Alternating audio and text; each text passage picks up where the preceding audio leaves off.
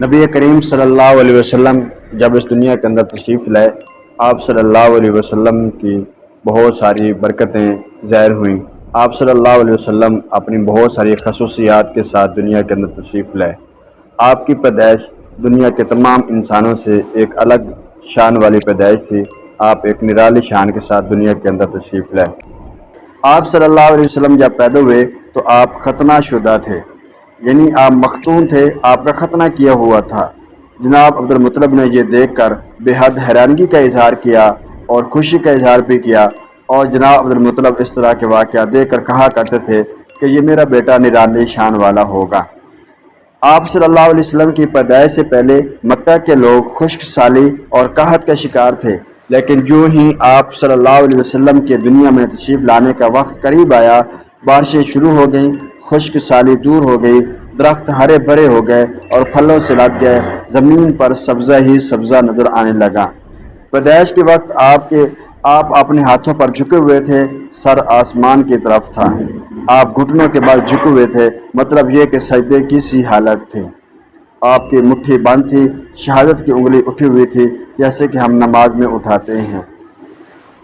حضور انور صلی اللہ علیہ وسلم فرماتے ہیں کہ جب میری والدہ نے مجھے جنم دیا تو ان سے ایک نور نکلا، اس نور سے شام کے محلات روشن ہو گئے۔ آپ صلی اللہ علیہ وسلم کی والدہ سیدہ آمنہ فرماتی ہیں، محمد صلی اللہ علیہ وسلم کی پیدائش کے وقت ظاہر ہونے والے نور کی روشنی میں مجھے بصرہ میں چلنے والے اونٹوں کی گردنیں تک نظر آئیں۔ آپ صلی اللہ علیہ وسلم جب پیدا ہوئے، آپ صلی اللہ علیہ وسلم ایک روایت کے مطابق آپ صلی اللہ علیہ وسلم یہ الفاظ پڑھ رہے تھے، اللہ اکبر کبیرہ والحمدللہ کثیرہ وسبحان اللہ بکرۃ واصیلا۔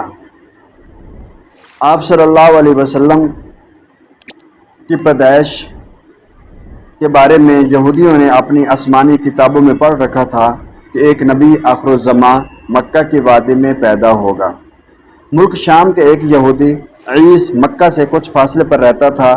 وہ جب بھی کسی کام سے مکہ آتا، وہاں کے لوگوں سے ملتا تو ان سے کہتا، بہت قریب کے زمانے میں تمہارے درمیان ایک بچہ پیدا ہوگا، سارا عرب اس کے راستے پر چلے گا، اس کے سامنے ذلیل اور پست ہو جائے گا، وہ عجم اور اس کے شہروں کا بھی مالک ہو جائے گا، اور یہی اس کا زمانہ ہے۔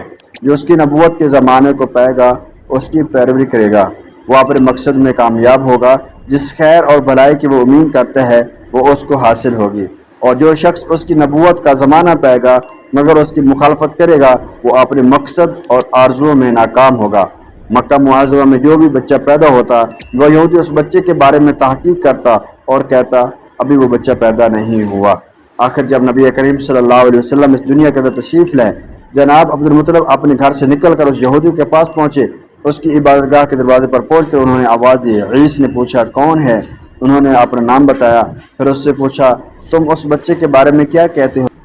اس نے دیکھا اور بولا، ہاں تم ہی اس کے باپ ہو سکتے ہو، بے شک وہ بچہ پیدا ہو گیا ہے جس کے بارے میں تمہیں کہا کرتا تھا، وہ ستارہ آج طلوع ہو گیا ہے۔ جناب مطلب نے عیس سے پوچھا، اس بچے کی عمر کتنی ہوگی؟ یہودی نے اس سے سوال کے جواب میں کہا، اگر اس بچے کی عمر تبھی ہوئی تو بھی 70 سال تک نہیں ہوگی، بلکہ اس سے پہلے ہی 61 یا 63 سال کی عمر میں وفات ہو جائے گی۔ اس کی امت کی اوسط عمر بھی اتنی ہوگی۔ اس کی پیدائش کے وقت دنیا کے بت ٹوٹ کر گر جائیں گے۔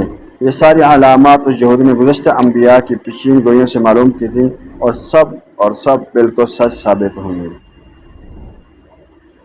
قریش کے کچھ لوگ عمر بن نفیل اور عبداللہ بن جہش وغیرہ ایک بت کے پاس جایا کرتے تھے۔ یہ اس رات بھی اس کے پاس گئے جس رات آپ صلی اللہ علیہ وسلم کی پیدائش ہوئی۔ انہوں نے دیکھا وہ بت اوندے منہ گرا پڑا ہے۔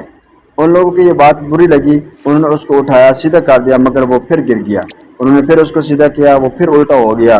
ان لوگوں کو بہت حیرت ہوئی، یہ بہت عجیب بات لگی انہیں۔ تب اس بت سے آواز نکلی، یہ ایک ایسے بچے کی پیدائش کی خبر ہے جس کے نور سے مشرق اور مغرب میں زمین کے تمام گوشے منور ہو گئے۔ بت سے نکلنے والی آواز نے انہیں اور زیادہ حیرت زدہ کر دیا۔ نبی کریم صلی اللہ علیہ وسلم حلیمہ سعدیہ کی گود میں گئے تو وہاں پر بہت سی برکات کا ظہور ہوا۔